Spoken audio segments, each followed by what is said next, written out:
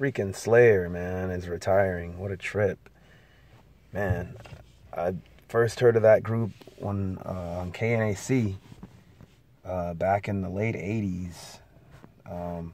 Raining Blood was probably the first song that I heard. I've never really been into the lyrics, but I'll tell you this, like, a lot of people probably would trip out, you know. I think a lot of what they did was highlight, some people might say glorify it, like a lot of evil and stuff, but they highlighted a lot of things in human nature, whether it be on the very left-hand dark side of it or just like war, which pretty much you can consider the same thing aside from like the occult and all that. My favorite album from Slayer is Raining Blood. Obviously, it's crazy. You know, most people, I think, really misunderstood that album in a sense of like where it was coming from. It was definitely more or less kind of like a graphic novel of a lot of the stuff that happened in World War II when talking about the very title alone, and Angel of Death. Like, I had no idea about Joseph Mengele or any of that until that album, and you know, I had a friend of a family tell me about him, but I could not see that as a glorification of it. It was more like, wow, this guy actually did that. It was just really crazy how you're exposing, it's almost like they exposed the crimes of what really happened. They didn't deny the Holocaust. They actually showed things that were documented in that, you know.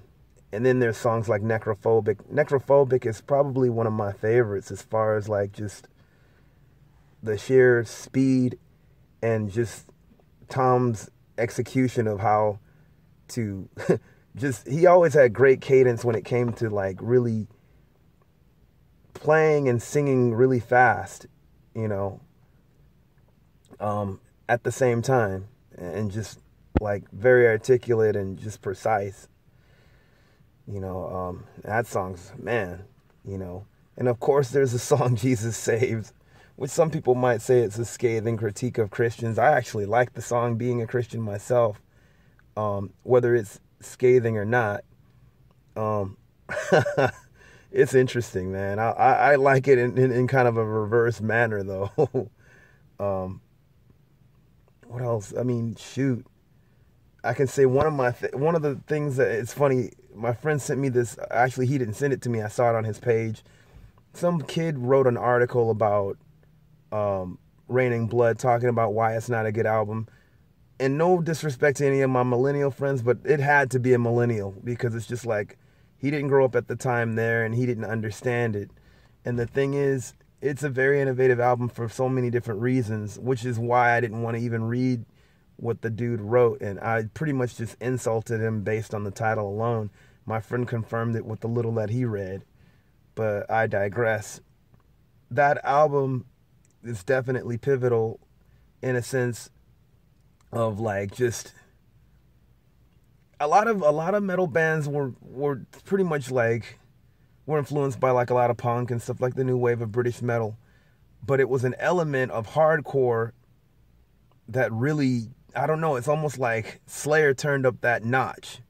It's one thing to be influenced by like a lot of punk, but the hardcore thrash stuff at the time, you know, like you had bands like DRI and underground groups, you know, like the Stark Raving Mad, and even before that, you know, Bad Brains and Minor Threat, that were playing really fast type punk rock stuff.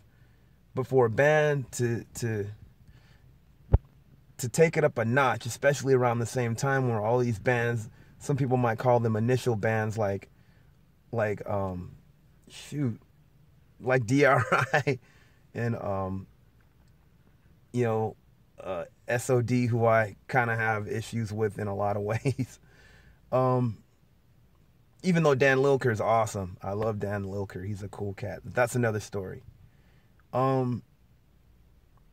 They really took it up a notch, man. And they were, I mean, I think in a lot of opinion, in my opinion, really emphasized the thrash metal thing. Yes, speed. I mean, a lot of speed metal people. I mean, I see there's a difference, but I don't want to get into that right now, even though they're one and the same. But they were really thrash metal. They were the ones that also was the metal side of what became death thrash. You know, the punk side of that, I think, was first with the Misfits, Earth AD, and groups like Septic Death and Negative Gain. You know, they were the first of the death thrash sort of groups.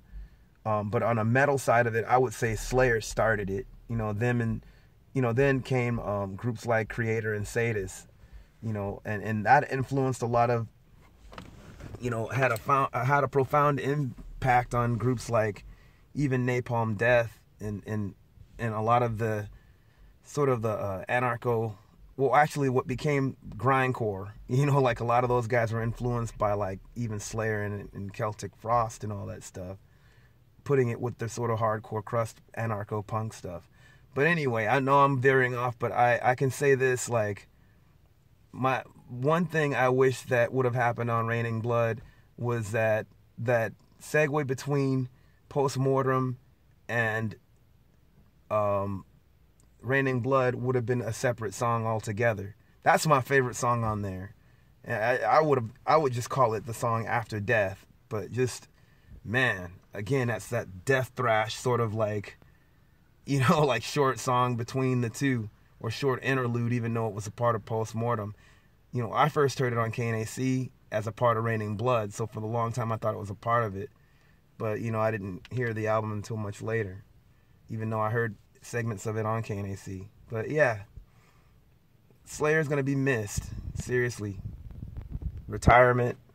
Rest easy, y'all. Peace.